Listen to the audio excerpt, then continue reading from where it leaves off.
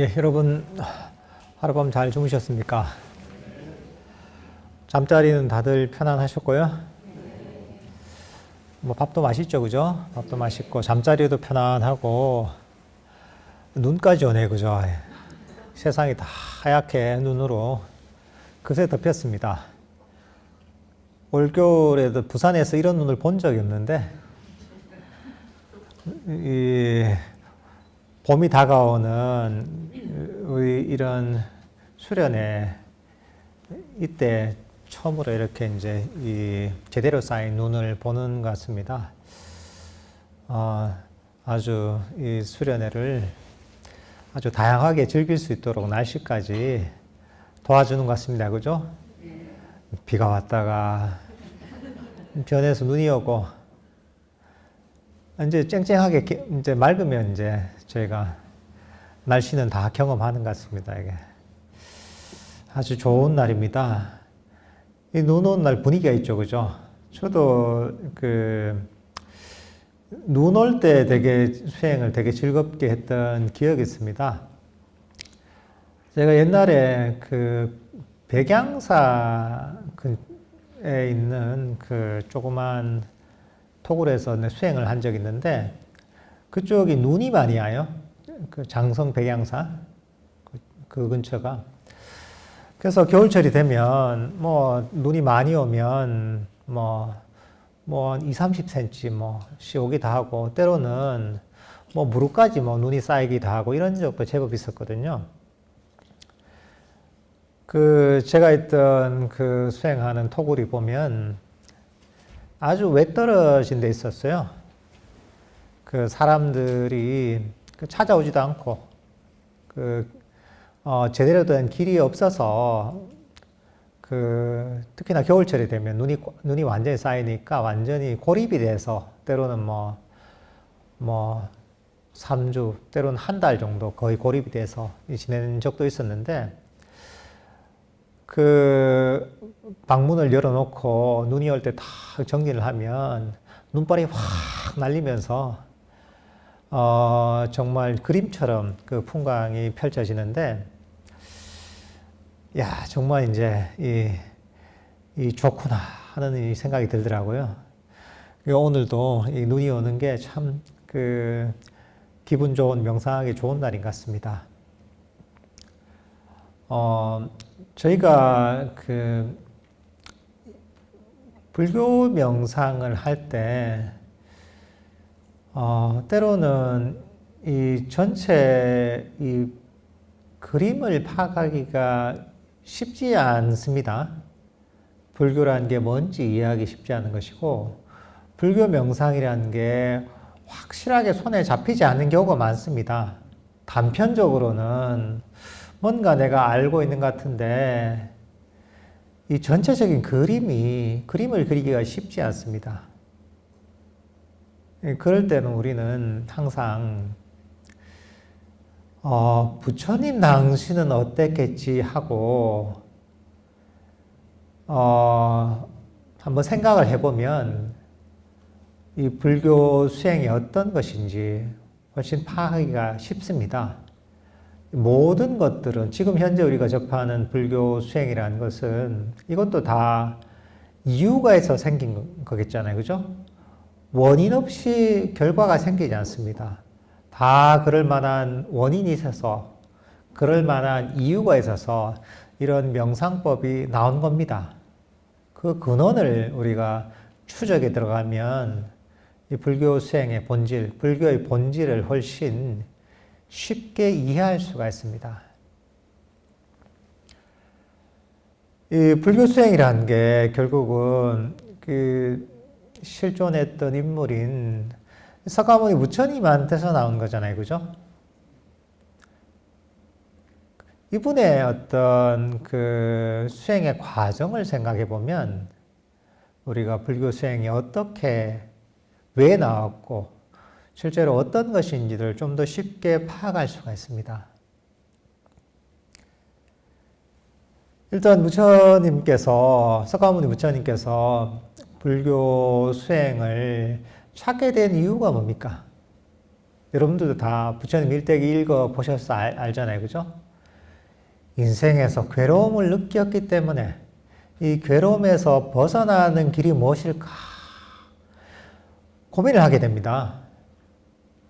근데 그 세속에서 남들 살던 대로 살면 남들처럼 그렇게 살다가 죽어갈 것이라는 결론에 이르는 거죠.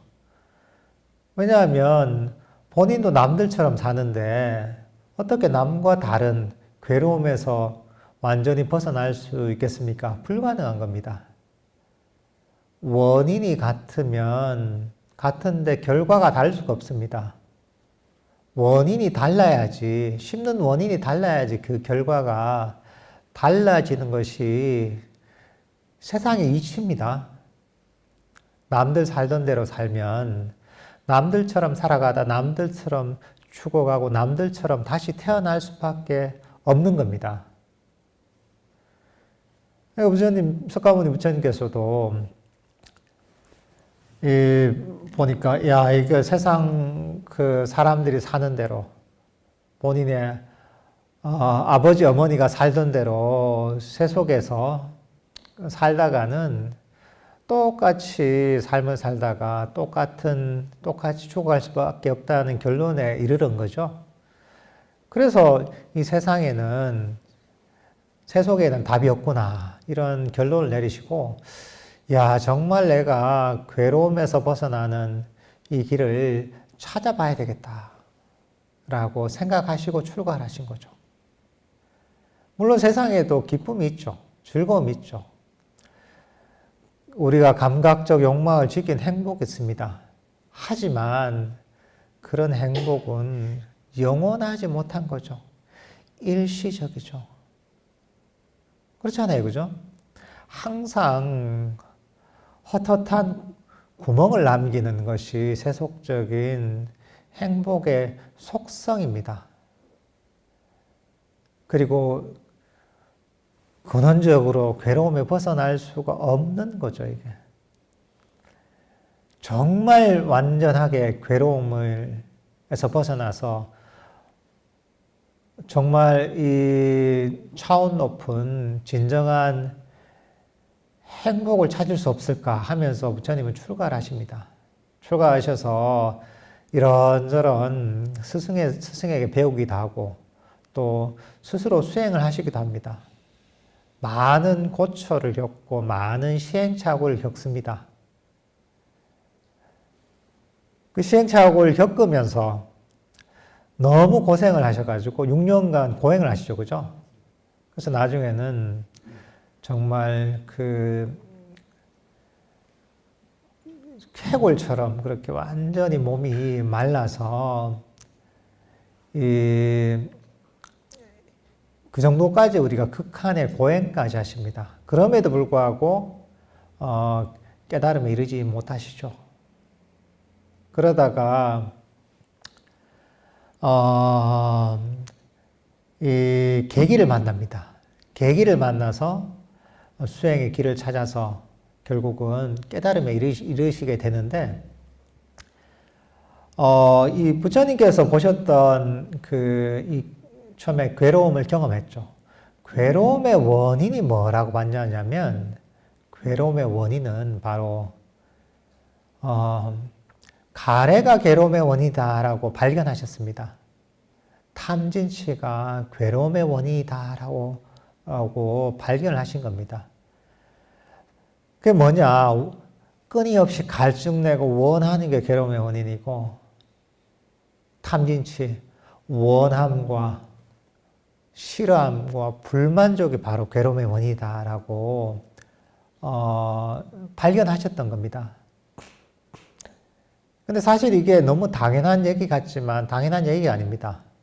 보통 사람들이 괴로움의 원인이다라고 여기는 게 무엇이냐 하면 내가 원하는 것을 이루지 못했기 때문에 원하는 것을 얻지 못했기 때문에 그래서 괴롭다고 얘기합니다. 그래서 뭔가 괴로움이 있고 불만족이 있다면 그 뭐를 얻으면 뭐를 성취하면 내가 괴로움에서 벗어날 수 있지? 이렇게 머리를 굴립니다. 그래서 끊임없이 뭔가 얻으려고 하는 거죠. 성취하려고 하는 거죠. 세속에서는 그래 내가 돈을 많이 벌면 행복할 거야 해서 돈을 벌려고 하고, 집을 사면 행복할 거야 해서 집을 사려고 하고, 공부를 잘할 거야 하면 잘하면 행복할 거야 하면 내가 원하는 성적이 나오도록 공부를 하고, 시험에 합격하면 행복할 거야 하면 시험 공부를 해서 합격을 하려고 하고, 결혼을 하면 행복할 거야 하면 내가 자기가 좋아하는 사람과 결혼을 하려고 하고, 이렇게 끊임없이 원하는 바를 채우려고 합니다. 근데 거기서도 물론 원하는 바가 이루어지면 행복이 있죠. 그렇지만 그 행복이 얼마나 갑니까? 그래 오래 가지 않습니다. 그래서 그 행복이 퇴색되면 또 다른 걸 원합니다. 또 다른 원하는 것을 얻으려고, 성취하려고 또 열심히 달립니다. 또 그게 이루어지면 또 딴 걸 향해서 달립니다. 복이 있다면 그나마 원하는 게 이루어지지만 복이 없으면 이루어지지도 않습니다. 이루어지지 않으면 그것도 괴로움입니다. 그래서 끊임없이 내가 원하는 대상을 향해 달리는 겁니다.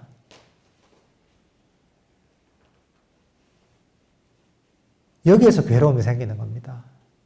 원하는 걸 얻지 못해서 괴롭고, 원하는 걸 얻고 나서도 그 즐거움이 얼마 가지 않습니다. 또 이 즐거움이 사라지고 또 배가 고픕니다. 배가 고파서 이 마음의 허기를 채우기 위해서 다른 걸 쫓아갑니다. 그걸 또 얻고 나서 잠시 허기가 채워지면 좀 지나면 또 배가 고파요. 또 배를 채우는 겁니다. 끝이 없는 거네요. 밥 먹는 거 똑같습니다.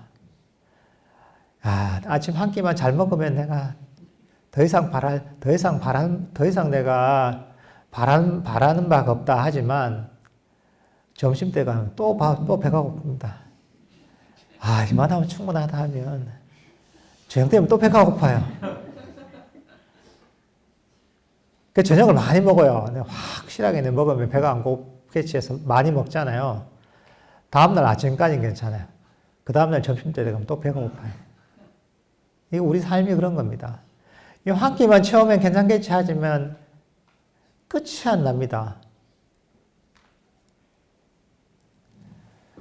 근데 부처님은 이런 식으로 나의 마음의 허기를 채워서는 끊임없이 괴로움과 행복이 올라갔다 내려갔다 하는 이런 순환이 반복될 수밖에 없다는 것을 명확하게 아셨던 거죠.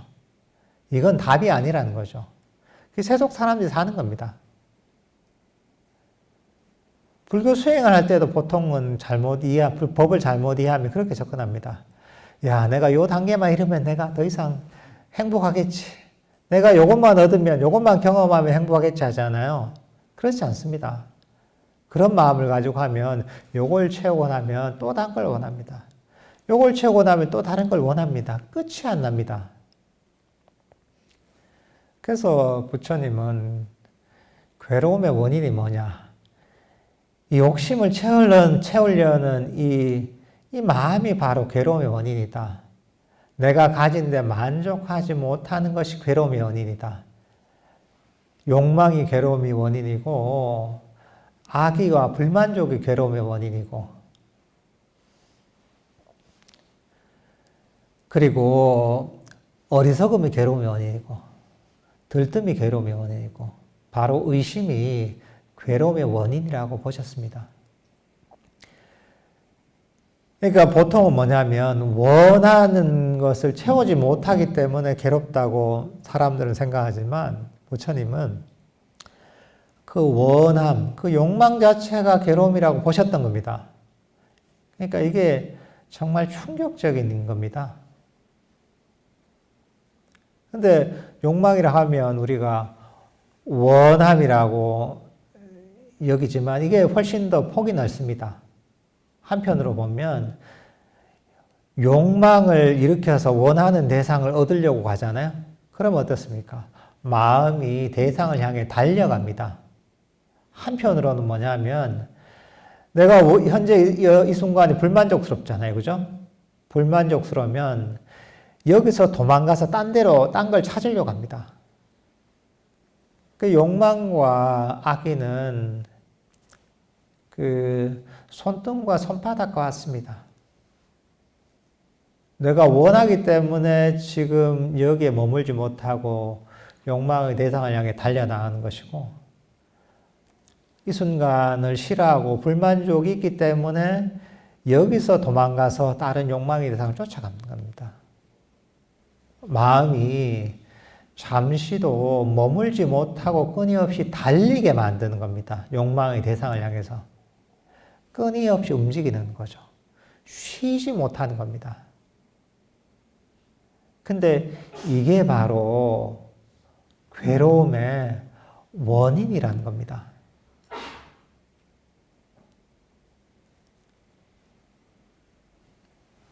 그래서 부처님께서는 바로 가래가 괴로움의 원인이고, 탐진치가 괴로움의 원인이고, 5가지 장애가 괴로움의 원인이고, 번뇌와 집착이 괴로움의 원인이라고 보셨습니다. 다 같은 얘기입니다. 잠시도 머물지 못하고 끊임없이 욕망의 대상을 향해 달리는 마음, 이게 바로 괴로움의 원인이라는 거죠. 이게 다양한 형태의 괴로움으로 나타날 수가 있습니다. 여러분이 느끼는 모든 괴로움들, 모든 마음의 불편함들, 마음의 지루함들, 이런 것들이 모두 여기에 속하는 겁니다. 그래서 이렇게 괴로움의 원인을 보시는 거죠. 그러면 괴로움에서 벗어나는 방법이 있어야 되잖아요. 그럼 어떻게 되겠습니까? 가래를 버리고, 탐진치를 버리고, 5가지 장애를 버리고, 끊임없이 욕망의 대상을 향해 달리는 마음을 멈추는 겁니다. 끊임없이 달리던 마음을 멈추고 편안하게 쉬며 쉴 수 있게 만드는 겁니다. 이제 그런 방법이 필요한 겁니다. 그 방법론이 무엇이냐? 그게 우리가 고진멸도 사성제 중에 8정도입니다. 정견, 정사유, 정어, 정업, 정명, 정정지, 정념, 정정 이렇게 나오잖아요. 그죠?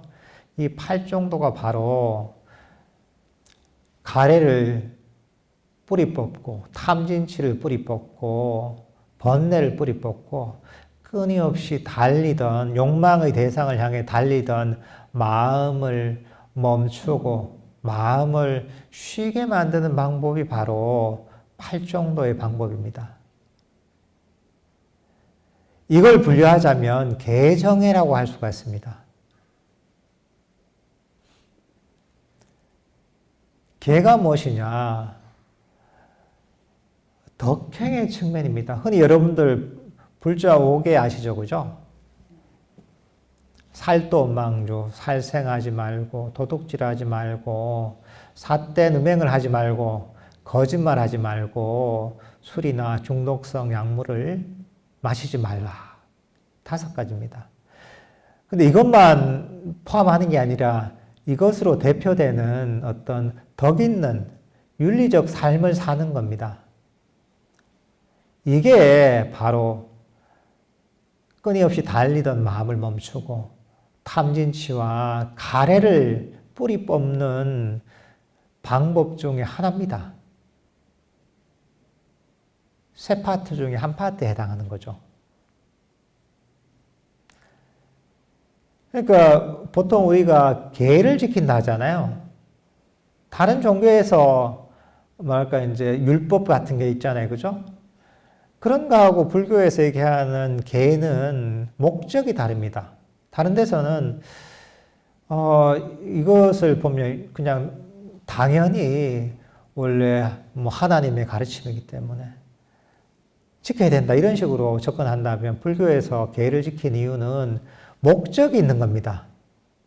이걸 지켜야지 이렇게 덕 있는 삶을 사는 거죠. 덕 있는 삶을 살아야지 가래가 약화되고 탐진치가 약화되고 끊임없이 달리던 마음이 멈출 수가 있게 되는 겁니다. 우리가 살생을 쉽게 하고 도둑질을 하잖아요. 그러면 마음이 안정되지 않습니다. 술을 많이 마신다 이러면 마음이 안정되지 않습니다. 달리던 마음이 멈출 수가 없고 고요해질 수가 없습니다. 왜냐하면 그게 인과의 법칙인 거예요.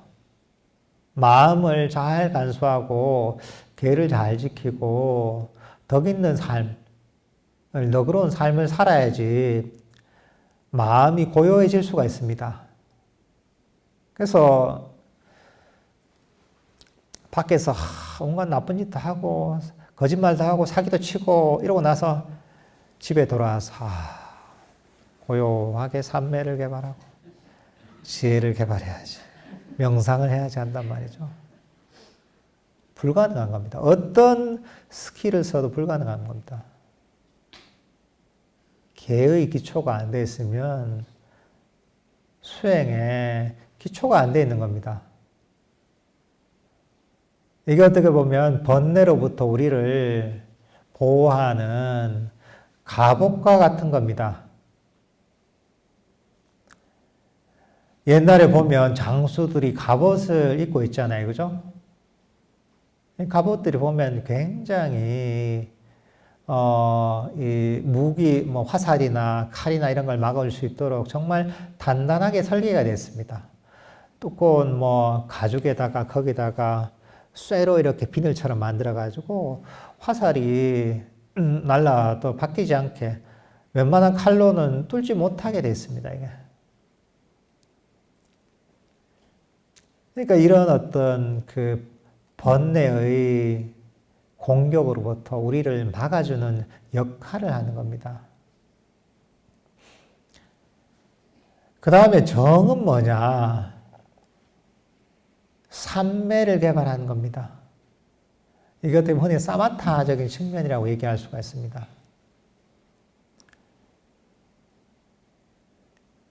이것도 마찬가지로 목적은 끊임없이 달리던 마음을 멈추는 겁니다. 욕망으로, 악의로, 불만족으로 달리던 마음을 멈추고 이 자리에 편안하게 휴식하게 만드는 겁니다. 그럼 이게 어떤 측면이냐? 우리가 명상 주제가 있단 말이죠. 제가 뒤에서 호흡 명상을 설명할 텐데 명상 주제가 있으면 명상 주제를 알아차림에서 여기저기로 떠돌던 마음을 이 자리에 멈추는 겁니다. 만약에 호흡이 있다면 호흡을 알게 되면 마음이 여기저기로 떠돌던 마음이 멈춥니다. 왜냐하면 명상 주제를 호흡이라는 명상 주제를 알아야 되잖아요. 알려면 딴 데로 마음이 도망갈 틈이 없어집니다. 그러면서 마음이 이 자리에 멈추는 게 사마타적인 측면입니다. 그러면 그 다음에 개정해야 하는 지혜의 측면, 윗바사나의 측면은 무엇이냐? 이건 접근 방식이 조금 다릅니다. 반조를 통해서 법에 대한 이해를 통해서 여기저기로 떠돌던 마음을 멈추는 겁니다. 마음속에 욕심이 일어났다. 알아차리는, 욕심이 바로 괴로움의 원인이구나. 알고서, 그래, 나한테 괴로운 것인데 왜 내가 이런 욕심을 일으켜 놓아버리자. 이렇게 가르칠 수가 있는 거죠. 때로는 이런저런 생각으로 마음이 떠돈다고 할 때 마음을 지켜보는 거죠. 이 생각이란 게 잠시 일어났다 사라지는 정말 아지랑이 같은 것인데 실체가 없는 것인데 내가 왜 실체가 없는 생각에 끄달리고 있어? 이걸 놓아버리자 하고서 이 생각을 놓아버리면 마음이 또 이 자리에 멈추게 됩니다. 이런저런 괴로운 감정에 빠졌을 때 마음을 지켜보는 거죠. 이 괴로운 감정은 내가 오라고 해서 온 것도 아닌데, 그리고 내가 가라고 해도 가지 않네. 만약에 내 것이라면 오라고 하면 오고 가라 하면 갈 텐데 내 게 아니니까 내 말을 안 듣네. 그래, 내 게 아닌데 내가 왜 신경을 써? 나는 모르겠다. 네가 알아서 해라 하면서 괴로운 감정을 놓아버릴 수도 있거든요. 그러면서 마음이 멈출 수가 있습니다. 예를 들면 이렇게 법을 통한 반조를 통해서 마음의 장애들, 탐진치, 가래를 놓아버리는 게 지혜의 측면, 윗바사나의 측면입니다. 부처님께서 발견하신 방법 이런 겁니다. 개정의 사막의 방법을 통해서 팔종도를 통해서 괴로움의 원인인 가래와 탐진치와 5가지 장애를 버리는 방법을 발견하신 거죠. 부처님께서는 이 방법을 실천하셔서 번뇌를 완전히 끊어내고 괴로움에서 완전히 벗어난 깨달음에 이르신 거죠. 최고의 행복에 이르시게 된 거죠. 그리고 부처님께서 실천하신 방법 이런 겁니다. 그리고 부처님의 가르침은 금방 얘기했던 여기서 벗어나지 않습니다. 괴로움이라는 현실을, 문제를 파악을 하셨고, 괴로움의 원인이 뭔지 그 원인을 파악하셨고, 그리고 괴로움의 원인을 제가 아는 실천적 방법론을 이해하고 실천하셔서 괴로움에서 완전히 벗어난 존재가 되신 거죠. 이게 겁니다. 첫 번째 고성제입니다. 두 번째가 집성제입니다. 세 번째가 괴로움에서 벗어난 실천적 방법론 도성제입니다. 괴로움에서 완전히 벗어난 완전한 깨달음, 완전한 행복의 상태 이런 게 바로 사성제 중에 세 번째인 멸성제입니다. 여기에 다 포함이 되는 겁니다. 여러분들께서도 수행을 하실 때 이런 어떤 기본 수행의 구조를 이해하시면 수행을 훨씬 쉽게 이해할 수가 있습니다. 그러니까 이 괴로움의 원인을 없애는 방법들은 여러 가지가 있습니다. 그 중에 가장 중요한 방법 중에 한 가지가 바로 호흡 명상 아나빠나사티입니다. 전승에 따르면 부처님께서 깨달음에 이르실 때 하셨던 수행법이 이 호흡 명상 아나빠나사티라고 알려져 있습니다. 왜냐하면 부처님께서 고행을 하시다가 한계를 느끼고 다른 길을 모색을 하셨거든요. 죽을 고생을 해서 정말 그 죽음의 문턱까지 이르기까지 고행을 했는데도 불구하고 깨달음에 이르지 못하셨거든요. 그러니까 이건 길이 아닌갑다 하신 거죠. 왜냐하면 끝까지 해봤으니까. 그러니까 여러분들도 고행상을 좋아하면 안 됩니다. 이게 고행상, 저도 옛날에 고행상을 좋아했거든요. 불교를 제대로 모를 때. 그래서 저 대학 시절에 조계사 앞에 가가지고 고행상 사진 하나 액자를 하나 사가지고 제 그 하숙집 그 방 안에 딱 붙여놨거든요. 야, 깨달음에 이르려면 저 정도는 해야 되는구나. 거울에 비춘 내 모습을 보니까 아직 멀었구나. 그 당시에 대가 굉장히 말랐거든요. 제가 한 50kg, 51kg. 그 정도면 정말 말랐는데, 그래도 이 사진의 고행상을 보니까, 이가 너무 멀은 거예요, 이게. 보니까 한 30kg는 감량을 해야 되겠어, 보니까, 여기서. 근데 그 고행상에 있는 그 모습은 부처님께서 수행의 길을 못 찾으실 때, 부처님도 헤매셨습니다. 여러분들도, 나는 왜 처음부터 수행을 못하지 이러지 마십시오.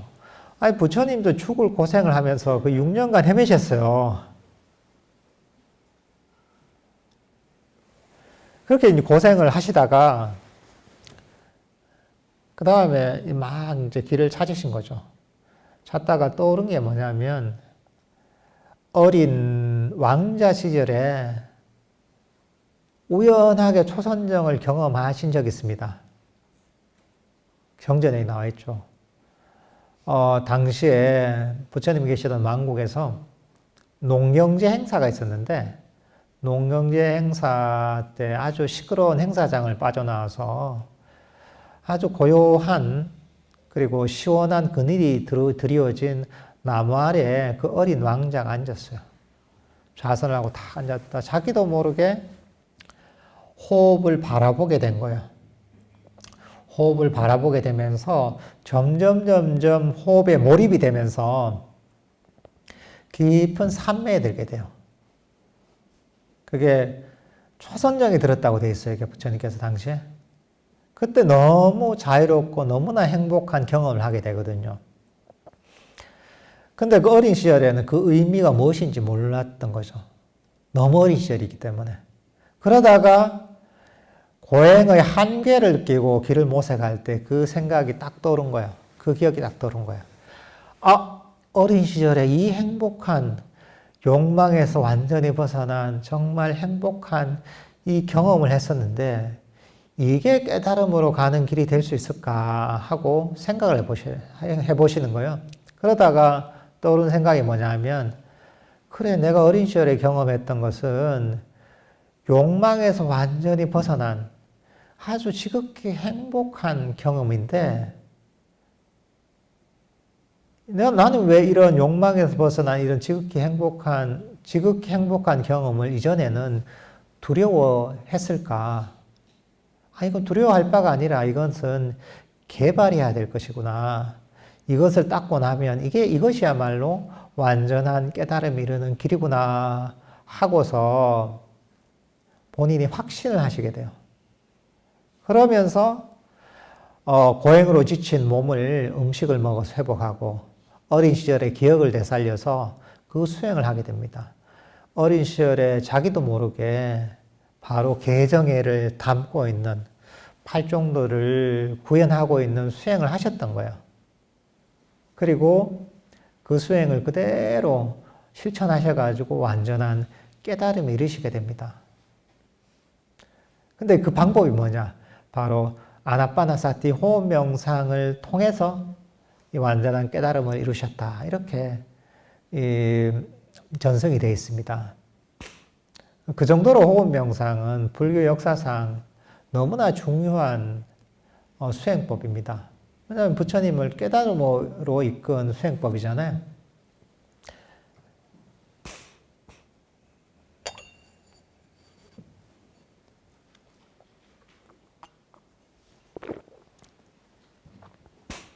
그러니까 사실 이 방법을 아는 건 너무나 중요합니다. 근데 이 아나빠나사티 호흡 명상이라는 거 똑같습니다. 아까 괴로움의 원인을 없애기 위해서 모든 수행이 존재한다 그랬잖아요. 괴로움의 원인이 뭡니까? 가래, 원함, 탐진치, 원함과 불만족과 어리석음, 5가지 장애, 감각적 욕망과 악의와 나태와 온침과 들뜸과 후회, 의심. 같은 얘기지만 어쨌든 간 이런 괴로움의 원인을 없애기 위해 존재하는 것이고 그 방법론은 뭡니까? 8정도이고 그걸 요약하자면 개정이라는 거죠. 덕행과 삼매와 시혜를 닦는 것이 바로 괴로움의 원인을 없애는 방법이다. 아나빠나사티도 마찬가지입니다. 이것도 개정의 사막을 다 담고 있는 겁니다.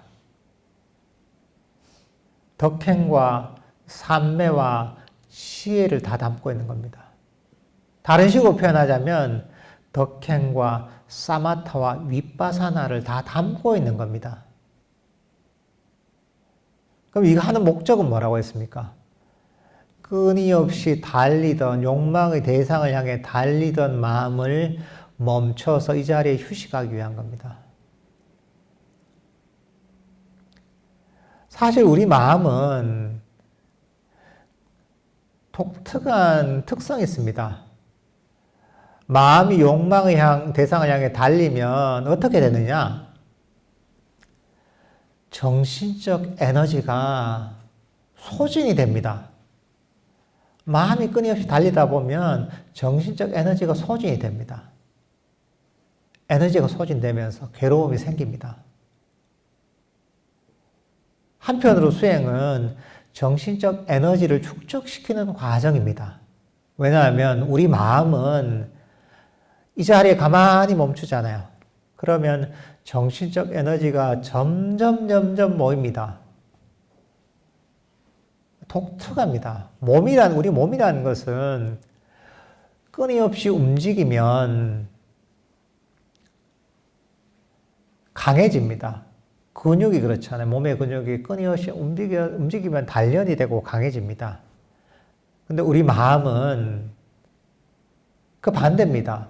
마음은 멈춰야 강력해집니다.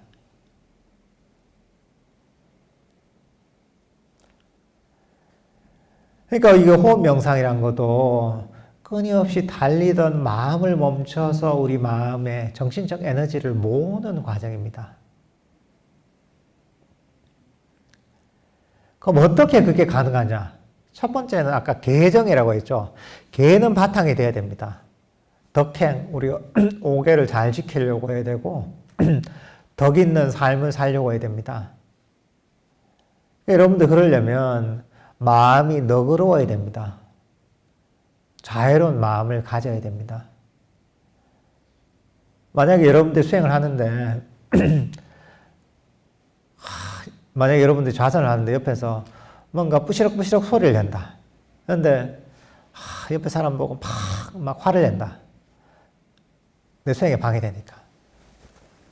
그러면 수행을 하면 수행이 잘 되겠습니까? 계를 잘 안 지키는 겁니다. 어떻게 보면. 덕이 있는 삶을 안 사는 거예요. 그러니까 여러분들도 항상 따뜻하고 친절하고 자애로운 마음을 가져야 됩니다.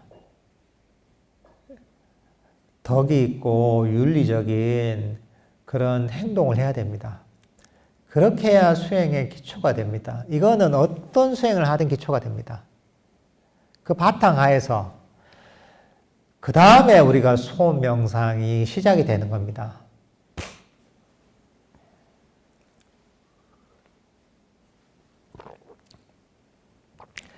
우리가 불교의 호흡 명상은 현재 일어나는 자연 호흡을 알아차립니다. 알아차리는 명상법입니다. 보통 호흡 수련 이러면 이제 흔히 단전호흡 또는 이런 쪽으로 생각하기 쉽습니다. 호흡을 조절하거나 통제한다고 생각하기 쉽습니다. 그래서 호흡을 조절하거나 통제해서 기를 개발한달까, 단전을 개발하고 차크라를 개발한달까, 몸의 에너지를 개발하는 이런 수련법이 많이 있습니다. 단전호흡이나 요가 쪽에서도 그렇고 그런 게 대부분입니다. 그래서 절집안에서도 무슨 참선을 하면서 단전호흡을 해야 된다 이렇게 얘기하기도 하고 하는데 이런 몸의 에너지를 개발하는 호흡을 통제하는 수련법들은 불교 수행하고 아무런 관계가 없습니다. 일단 이걸 이해해야 됩니다. 단전 쪽으로 호흡을 하고 이렇게 하면 이 불교하고는 아무 관계가 없구나 이렇게 생각하면 됩니다. 불교 호흡 명상은 자연 호흡을 대상으로 합니다. 자연 호흡이 뭐냐? 여러분들 지금 호흡을 하고 있죠, 그죠? 호흡을 하고 있잖아요, 지금. 지금 다들 잘 살아 계시잖아요, 그죠? 반쯤 죽은 분도 계시는 것 같아요. 비몽사몽 이라서 반쯤 죽은 분도 계신 것 같은데 다시 살아나셨네 지금.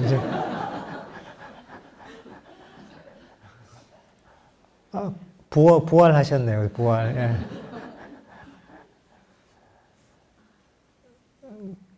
이런 어떤 자연호흡을 대상으로 합니다. 그러니까 여러분들은 그 호흡 명상할 때 호흡을 배울 필요가 없습니다. 다 잘하고 있는 겁니다. 살아만 있으면 됩니다. 살아만 있으면 다들 완벽하게 부처님께서 하셨던 호흡 명상을 하기 위한 완벽한 준비가 됐습니다. 그러니까 부처님이 호흡을 명상 주제로 해서 명상을 하신 이유가 있는 겁니다. 왜냐하면 살아만 있으면 되니까. 얼마나 확실합니까? 살아있는 한 호흡은 항상 있잖아요. 그러니까 명상 주제로서 너무나 좋은 겁니다. 언제나 나와 함께 있잖아요. 그리고 가만히 있으면 호흡은 저절로 되잖아요. 중요한 게 그겁니다. 내가 애쓸 필요가 없다는 거죠. 애쓰면 힘들잖아요. 그죠? 그러니까 애쓸 필요가 없잖아요. 호흡은 저절로 되고 있으니까. 우리가 해야 될 일은 뭐냐면 이렇게 항상 저절로 되고 있는 호흡에 관심만 가지면 되는 겁니다. 항상 하고 있는 호흡에 관심을 가지고 그걸 아는 겁니다. 호흡이란 친구가 뭘 하고 있나 이것만 알고 있으면 되는 겁니다. 이게 호흡 명상의 기본 방법입니다. 그럼 왜 이렇게 하느냐? 평소에 우리 마음은 여기저기로 항상 떠돕니다. 달리고 있다 그랬죠? 이 생각, 저 생각, 과거에 대한 생각, 미래에 대한 생각, 좋은 감정, 나쁜 감정, 끊임없이 마음이 잠시도 머물지 않고 달립니다. 이런 마음을 한번 지켜보십시오. 잠시도 머물러 있지 않습니다. 근데 우리가 들숨과 날숨이라는 호흡을 알잖아요. 알다 보면 어떻습니까? 마음이 딴 데 도망갈 시간이 없습니다. 그죠? 딴 생각하다가 들숨 하잖아요. 알잖아요. 딴 생각하다가 날숨 또 알아야 돼요. 들숨 하다가 딴 생각하다가 또 날숨 알아야 돼요. 그러니까 들숨과 날숨을 알다 보면 마음이 딴 데로 도망갈 시간이 없어집니다. 그렇죠, 그죠? 처음에는 이렇게 할 수 있죠. 들숨, 딴 생각, 날숨, 알아차리고, 그 다음 딴 생각, 그 다음 들숨, 알아차리고, 이렇게 되죠. 처음에 이렇게 되지만, 나중에는 이것도 힘든 거예요. 딴 생각 하는 것도. 그러다 보면, 딴 생각 시간이 없구나 하면서 들숨과 날숨만 연속적으로 알게 되는 겁니다. 그럼 어떻게 되느냐? 마음이 멀리 도망을 못 가는 거죠. 들숨과 날숨이라는 이 바운더리 안에서 머물게 되는 거예요. 그러면서 마음의 움직임이 적어집니다. 나중에는 마음이 그대로 멈출 수 있게 됩니다. 왜냐하면 우리의 변화는 우리는 그렇습니다. 우리의 인식이라는 것은 변화를 알아차리는 겁니다. 내가 가만히 멈춰 있잖아요. 마음이 가만히 있으면 그때 변하는 것은 들숨과 날숨밖에 없습니다. 여러분이 가만히 앉아 있잖아요. 그때 가장 두드러진 변화는 호흡입니다. 그 들숨과 날숨이 가장 강한 변화이기 때문에 가만히 있다 보면 저절로 알아차려지게 됩니다. 나중에는. 나는 그냥 가만히 있는 거예요. 어제 운전 얘기했죠. 그죠? 운전할 때 가만히 핸들만 잡고 있는 거예요. 전방 주시하고 있으면 차는 저절로 가잖아요. 그죠? 내가 달리는 게 아니잖아요. 핸들만 잡고 가만히 있으면 저절로 차는 갑니다. 마찬가지로 들숨과 날숨을 편안하게 알다 보면 호흡은 저절로 알아차려지게 돼 있고 나는 가만히 멈춰 있게 되는 겁니다. 그렇게 해서 마음이 멈출 수 있게 되는 겁니다.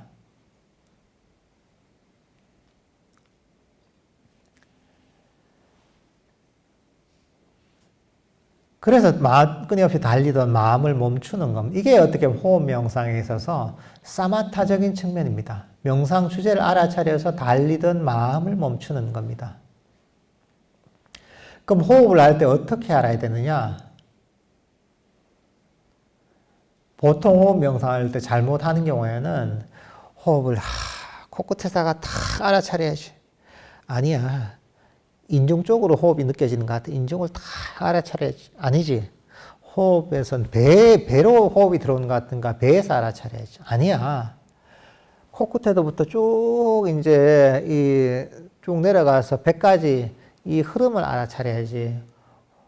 호흡을 알아차리는 방식에는 너무나 다양한 방식이 있습니다. 근데 중요한 건 뭐냐 하면 호흡 명상할 때 호흡을 너무 자세하게 알아차리려고 하지 않는 게 좋습니다. 보통은 그렇게 생각하면 호흡 명상이면 호흡을 잘 알아차리면 좋은 게 아니에요 하잖아요. 그렇지 않습니다.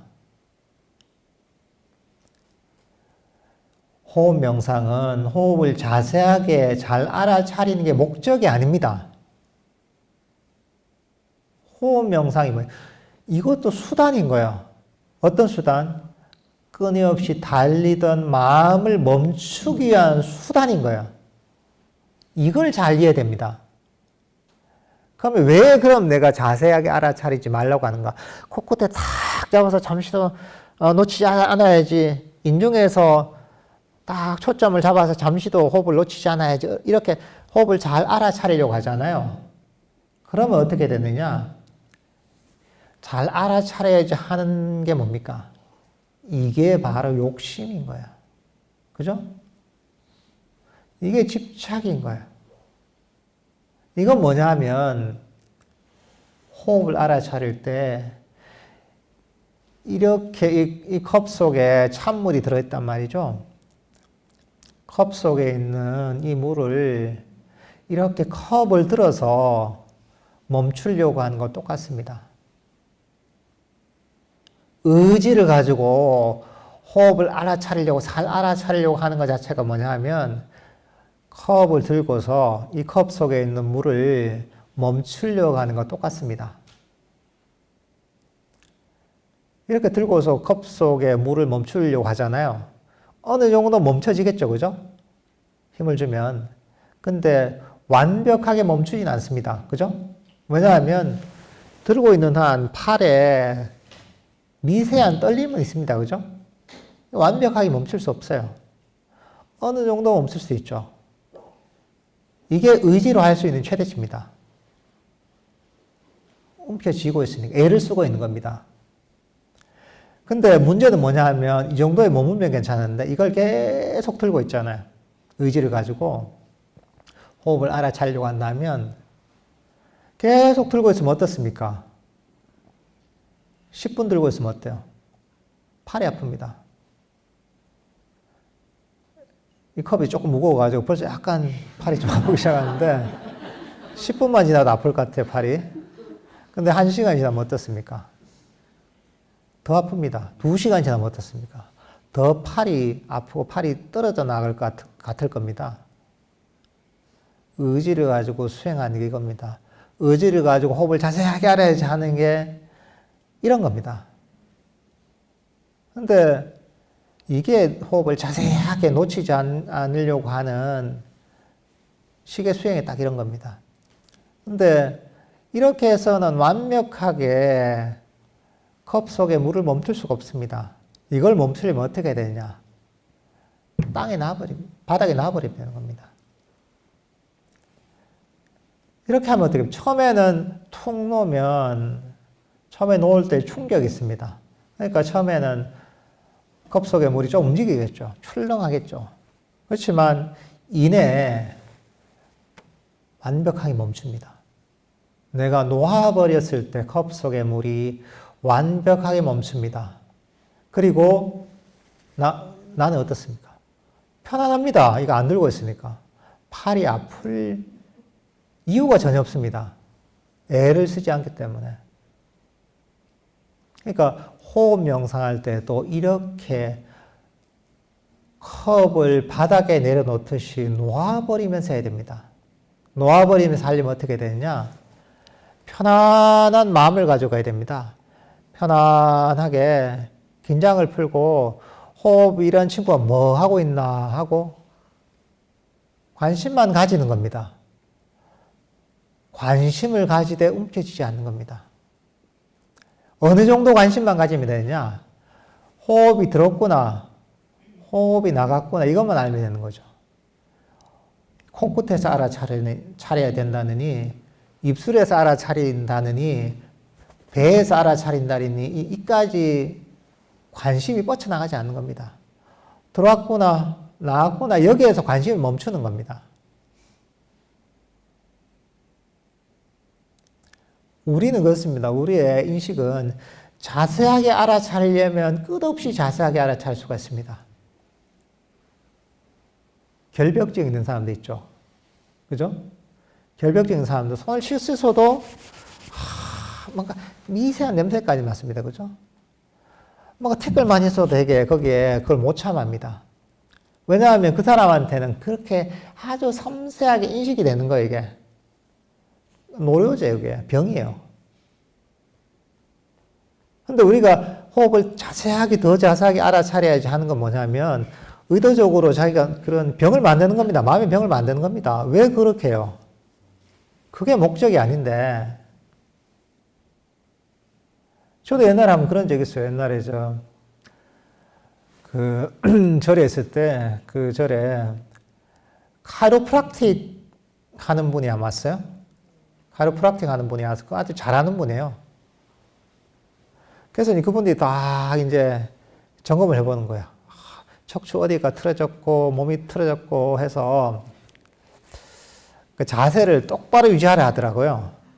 카이로프락틱 한번 하고 나서 자세를 똑바로 유지해서 항상 앉을 때마다 정자세를 유지하고, 안 그러면 이제 이 척추가 틀어진다고. 그리고 걸을 때도 최대한 평지만 걷도록 노력하고, 이렇게 자꾸 하라고 하더라고요. 그래서 저도 그 얘기 듣고, 그런가 보다 하고 되게 머릿속에 꽂혔어요. 그리고 나서 내가 그때부터 자세에 엄청 신경을 쓰기 시작했거든, 그날부터. 그러니까 하루가 지나고 나니까 앉을 때 내가 자세가 1도가 틀어져도 인식이 되더라고요. 틀어졌구나. 그리고 바닥이 약간 한 조금만 이제 그 경사가 진 바닥 있잖아요. 근데 딱 지나가다 보면 허리가 틀어지는 게 느껴져요, 이게. 척추 하나하나가. 오케이. 이게 보면 그 관심이 뻗치니까 온갖 게 다 느껴지는 거예요. 척추 하나하나가 자세가 아주 미세한 자세마저도 다 느껴지는 거예요, 이게. 그래가지고 그러니까 진짜 조금만 내 잘못 앉아도 너무 몸이 안 좋은 것 같은 거예요. 그래서, 이게 스트레스 받아서 안 되겠다, 이게. 하고서, 모르겠다. 피곤하게 뭐 이런 거예요. 생각을 싹 버렸거든요. 버리고 나니까 그대는 이래 앉으나, 기대 앉으나, 때로는 삐뚤하게 앉으나, 그러니까 이제 바닥이 경사가 많은 데를 걸으나 전혀 신경이 안 쓰이는 거예요. 일종의 이제 마음이 꽂히니까 마음의 병이 생긴 거예요, 이게. 그 비슷한 경우도 또 있어요, 저는 이제 보면. 제가 가끔 잘 꽂혀요, 이게. 한번 내가 어디 선방에서 책이 한 권 있어가지고, 그게 어떤 거냐면, 합성 첨가물의 진실, 이런 책이에요. 그게 한때 유행했어요, 이게. 식품회사 다니는 분이 쓴 책인데, 그거 보면, 우리가 보면 합성 첨가물 있잖아요. 안 들어가는 그런 식품이 거의 없죠. 그게 얼마나 몸에 나쁜지에 대해서 쓴 거예요, 이게. 이거 보니까, 맞는 것 같더라고, 보니까. 여러 가지 사례도 많고 해가지고. 이거 안 먹어야 되겠구나. 해서 이제, 그날부터 안 먹기 시작했거든요. 그 선방에 들어오는 걸 딱 보고, 성분표를 딱 보는 거예요. 그래서 이제 그걸 다 이제 가리는 거예요. 그래서 어느 날 보면, 무슨 자연 드림인가 이런 데서 식혜가 있더라고요. 그 식혜가 들어가지고, 보통 거기서는 좀 유기농으로 많이 하잖아요. 근데 딱 식혜를 한 잔 먹고 나니까 몸이 안 좋은 거예요, 이게. 이상하다. 성분표 딱 보니까. 합성 첨가물이 들어가 있는 거예요. 그러니까 먹으면 딱 다 느껴지는 거야. 이게 뭐가 들어갔는지, 합성 첨가물이 들어갔는지 안 들어갔는지 완벽하게 구분할 수 있게 된 거예요, 이게. 그러니까 이제 어떻게 되냐. 먹을 수 있는 게 없는 거예요. 사탕을 하나 먹어도 이게 몸이 너무 안 좋은 거예요, 이게. 믹스 커피를 하나 마셔도 너무 몸이 안 좋게 느껴지고 막 두드러기도 나고 이러는 거예요. 안 되겠다, 이게. 아, 이거 피곤해서 못 살겠다. 그래서, 생각을 버려버리니까, 버리고 나자마자 이제 뭘 먹어도 괜찮아요. 그러니까 우리 마음이란 그렇습니다. 예민하게 가려면 끝없이 갈 수 있어요. 하지만 이렇게 예민해지는 게 목적이 아니에요. 호흡 명상 똑같습니다. 예민하게 잘 아는 게 목적이 아닙니다. 목적은 여기저기로 달리던 마음을 멈추려는 게 호흡 명상의 목적입니다. 그게 뭐냐면 마음을 멈추려면 어떻게 됩니까? 마음이 편안해져야 됩니다. 사실은 마음이 멈출 때 첫 번째가 뭐냐? 릴렉스가 돼야 됩니다.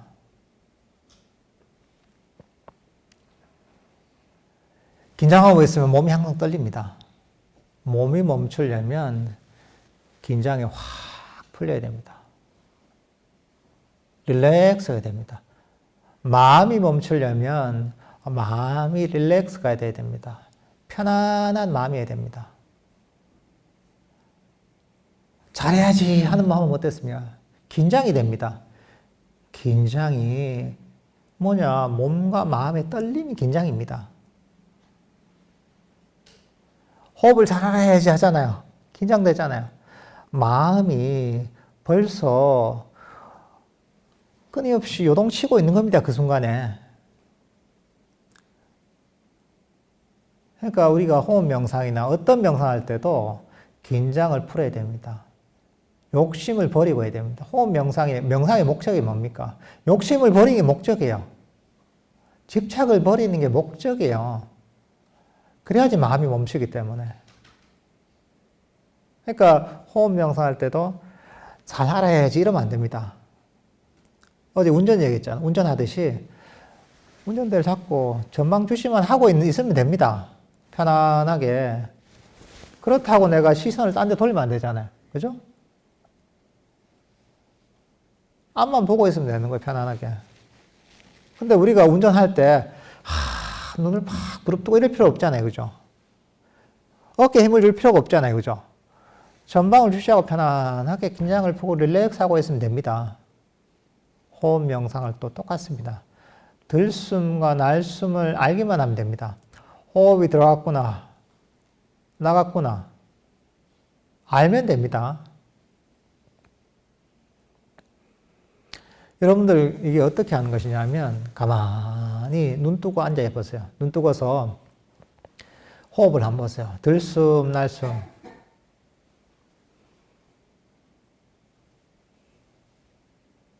들숨을 알고 들숨을 알고 날숨이 아는 것을 한번 알아차려 보세요.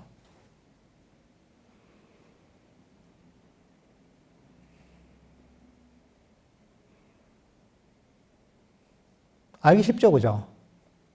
이겁니다. 들숨, 날숨 알기 쉽죠? 이게 별게 아니죠, 그죠? 가만히 있으면 들숨이라거나 날숨이라거나 알 수 있잖아요, 그죠? 이걸 눈 감고 하면 됩니다, 그냥. 여러분들이 만약에 헷갈리잖아요. 호흡 명상이 뭔지. 눈 뜨고 해요, 그냥. 눈 뜨고.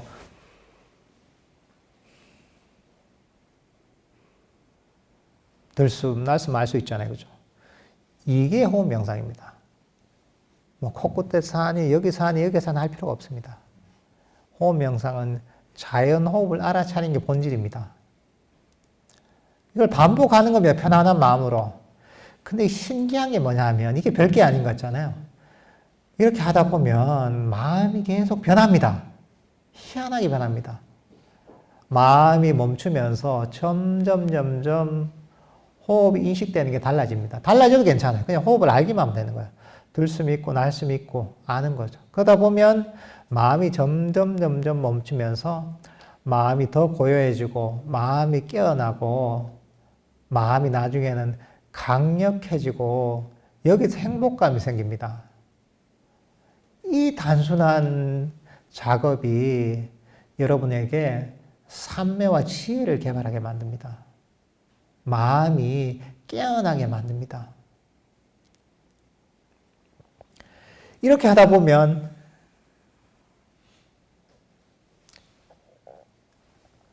이 마음이 점점 개발이 됩니다. 나중에는 호흡이 아주 미세해지고 때로는 호흡이 멈추기도 합니다. 때로는 호흡이 사라지고 빛이 나타나기도 합니다. 때로는 뒤에는 아주 강력한 행복이 생기기도 합니다. 근데 계속 변화하지만 근데 기본은 뭐냐면 이 심플한 들숨과 날숨을 알아차리는 데 시작해서 저절로 발전하는 겁니다. 근데 기본 방법은 같습니다. 편안한 마음으로 들숨과 날숨 내가 뭘 하고 있지 않은 거죠. 그리고 만약에 딴 생각이 일어나잖아요. 그러면 이거 딴 생각이 일어났구나. 그래, 이건 버리고 다시 돌아오자. 돌아오면 되는 겁니다. 의지를 가지고 애를 쓰지 말고 편안한 마음으로 하는 겁니다. 딴 생각했네. 그래, 버리고 다시 돌아오자. 얘가 뭐 하고 있나 또 하는 거죠. 딴 생각하면 또 이거 버리고 호흡 얘가 뭐 하고 있지? 들어왔구나, 나왔구나. 만약에 알아차리기 힘들면 눈을 뜨고 이제 호흡이 뭘 하고 있지? 들숨, 날숨, 이거면 됐지. 이렇게 하면 되겠구나. 하고 다시 눈을 감는 거죠. 이렇게 아주 심플한 방법을 반복하는 겁니다. 너무 단순하죠, 그죠? 너무 단순한데 이게 우리를 어마어마한 경지로 데려가 줍니다. 이게 호흡 명상에 있어서 사마타의 측면입니다. 그럼 호흡 명상할 때 그냥 주구장창 호흡만 알면 되느냐? 때로는 그렇지 않습니다. 때로는 그냥 호흡만 알아서 될 게 아니라 마음의 장애를 반조를 통해 버려야 될 때가 있습니다. 호흡을 하려고 하는데 너무 화가 나서 내 호흡 볼 만한 마음 상태가 아니다 이럴 때가 있잖아요. 그럴 때는 화를 직접적으로 관찰해야 됩니다. 화란 게 그래 내가 누구한테 화가 났는데 근데 그 사람이 내 앞에 있는 것도 아니고 화를 내면 나만 괴로운데 내가 왜 내가 괴롭게 여기 화에 빠져 있어. 나한테 해로운데. 그래, 나는 나한테 해로운 짓은 하지 말자. 하고 화를 버릴 수 있잖아요. 이러면서 화에서 벗어나잖아요. 그러면 저절로 또 호흡, 명상할 때 호흡이 저절로 드러나게 됐습니다. 이게 어떻게 보면 위파사나적인 측면이에요. 반조를 통해 장애를 버리는 거죠. 때로는 뭔가 마음속에서 온갖 공상이 일어났다. 지금 집중, 여러분들 이런 수련회 할 때도 마음속에서 온갖 상상의 나래가 막 펼쳐질 때가 있을 겁니다. 야, 이거 언제 끝나나. 하룻밤 잤으니까 이틀 밤만 자면 끝나는구나. 끝나고 나면 내가 그동안 못 봤던 드라마를 봐야지. 넷플릭스 내 몰아서 한번 봐야지. 내가 영화관에 놀러 가야지. 맛있는 거 먹으러 가야지. 온갖 상상의 나래를 편단 말이죠. 근데 그게 끊어지지가 않아요. 호흡을 하려고 해도. 그럴 때 이걸 반조를 하는 거죠. 그래. 이거는 지금 온 것도 아니잖아요. 미래에 관한 것이잖아요. 실체가 없는 건데 미래에 대해서 내가 상상해봤자 지금 이 순간이 괴롭고 이 순간이 지겹기만 하지. 그렇다고 실제로 내가 뭘 할 수 있는 건 아니고 다가오지 않은 것이고 그리고 그 미래에 그 시간이 됐을 때 상황이 어떻게 변할지도 모르는 것인데 내가 왜 실제하지도 않는 미래의 생각에 빠져있지? 오히려 이 현재를 즐기지 못하게 만들잖아 하면서 이게 자기 마음을 잘 가리키는 거죠. 그래 미래에 관한 생각을 버리자 해서 버리게 되는 거죠. 그러면 또 자기 현재의 호흡으로 저절로 돌아오게 되거든요. 이렇게 반조를 통해서 장애를 버릴 수가 있습니다. 이런저런 생각들이 무상함을 보고 생각들이 사실은 내가 나의 것이 아님을 보고 이런 것들이 괴로움임을 보고서 반조를 통해서 그런 장애들을 버리는 것 이게 윗바사나적인 측면입니다. 그럼 똑같아요. 결과는 똑같습니다.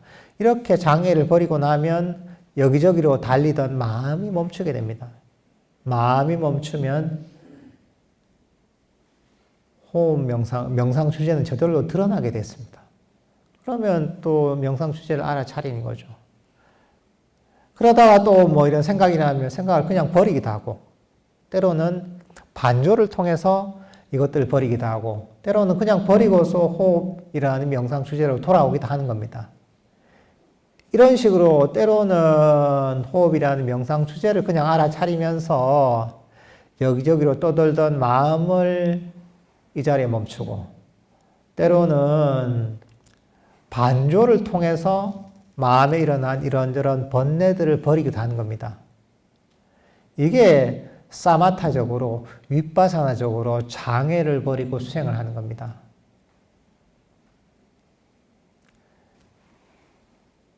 이렇게 하다 보면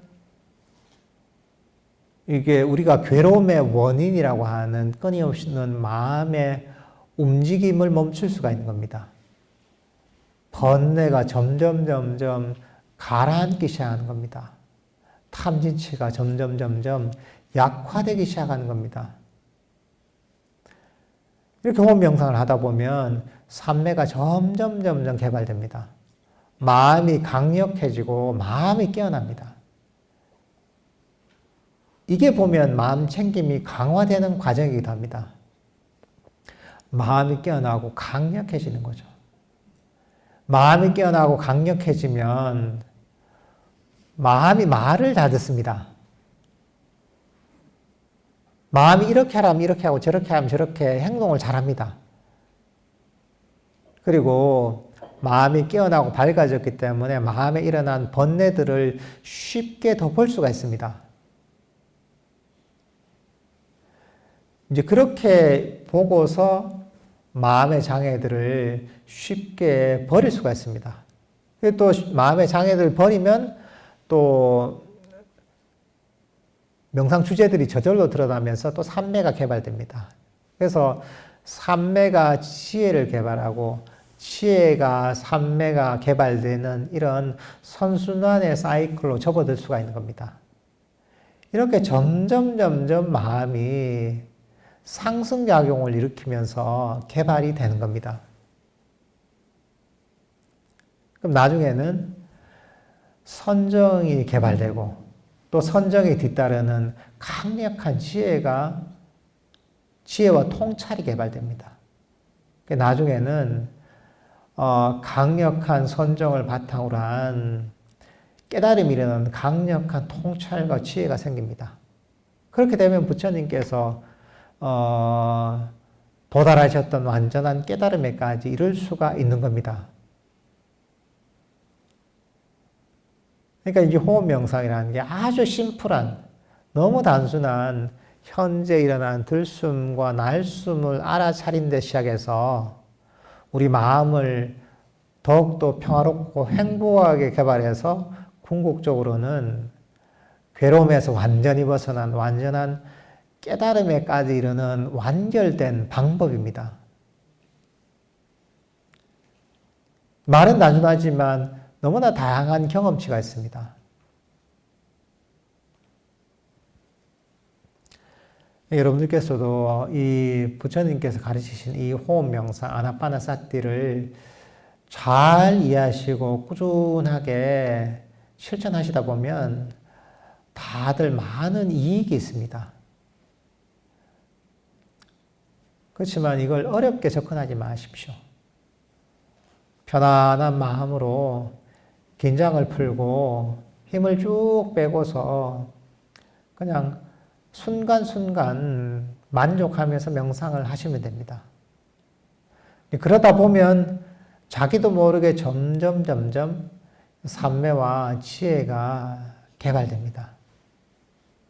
그러니까 이런 것들 잘 명심하셔서 명상을 하셨으면 좋겠습니다.